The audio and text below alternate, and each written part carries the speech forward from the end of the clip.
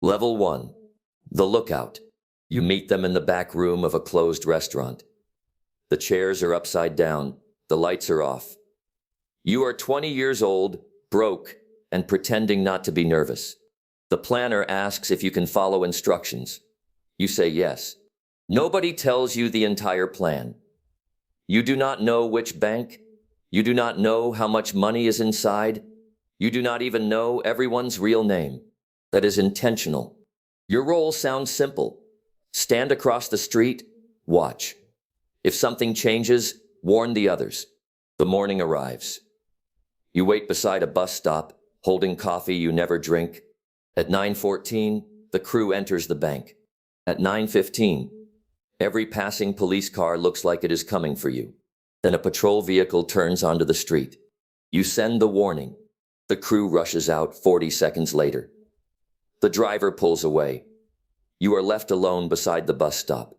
That was the plan. It feels different now. They pay you $4,000 that night. You count it 3 times. You think you are rich. You are not rich. You are useful. There is a difference. Level 2. The driver. 6 months pass. The previous driver disappears. Nobody explains why. The planner slides you a set of keys and says you have been promoted. Now you wait behind the wheel. The engine is running. Your hands are locked around it. The crew is supposed to return in 4 minutes. 4 minutes pass. Then 5. At 6, you consider leaving. At 7, the doors burst open. The vault specialist carries 2 bags. The lookout is shouting. The inside man is not with them. Nobody explains. You drive. The city becomes a blur of red lights and rearview mirrors. Every siren sounds close. The mastermind speaks through the radio. His voice is calm. Turn here. Slow down. Keep moving. You obey because his voice is the only calm thing left in the world. Your share is $18,000. You should feel powerful. Instead, you lie awake, imagining cameras, witnesses, and one mistake waiting inside a police database. The robbery ends in minutes. The fear keeps going. Level 3. The inside man. You need a real job for this role. The crew gives you a new identity. You apply at a regional bank. During the interview, you say you value trust. They hire you. For 9 months, you arrive early. You learn your coworkers' birthdays. You eat lunch beside people you plan to betray. Maria keeps photographs of her children beside her computer. Daniel covers your shifts. Mr. Ellis tells you that you have a future here.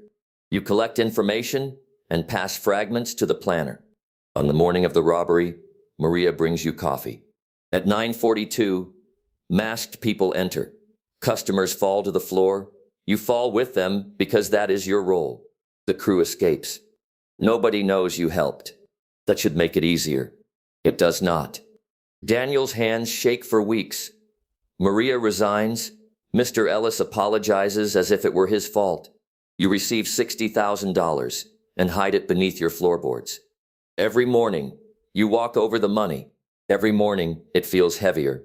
Level 4. The vault specialist. You are recruited because you understand systems. The others call that talent. The government will eventually call it evidence. You spend months studying secondhand information. You never visit the bank. You never meet the inside man. Separation protects the crew. It also means nobody trusts anybody.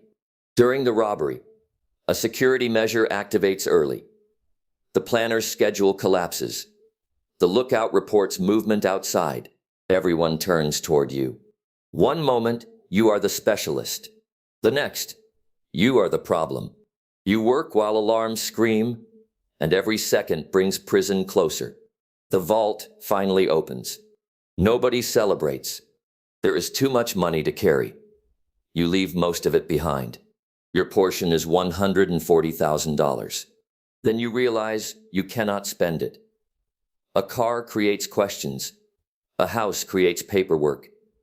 Even paying debts makes people curious. So you hide the money. You risked your life to obtain it. Now your life depends on pretending it does not exist. Level 5. The planner. You do not enter the bank. You build the story everyone else must live through. You choose the crew. You assign the roles. You decide who knows what. The lookout thinks the driver is reckless. The driver thinks the vault specialist is arrogant. The vault specialist suspects the inside man. They are all correct. For 11 months, you prepare. Then reality ignores your preparation. A delivery truck blocks the street. An employee arrives late. The crew spends 93 extra seconds inside. 93 seconds sounds small. During a robbery, it is a lifetime. They escape, but the money creates new problems. Everyone wants a larger share. Nobody trusts anyone. Then the lookout is arrested on an unrelated charge. You hear the news while eating breakfast. Your coffee stops halfway to your mouth. He knows your face. He knows your voice. He knows enough. You call the Mastermind. The number no longer works. Level 6. The Mastermind. Nobody recruits you. You built the crew. You never touched a weapon. You never entered the bank. You watched everything from a rented room in another city. To the crew, you were only a voice. Calm, precise, invisible. The robbery succeeds. Experts discuss it on television and misunderstand almost every detail.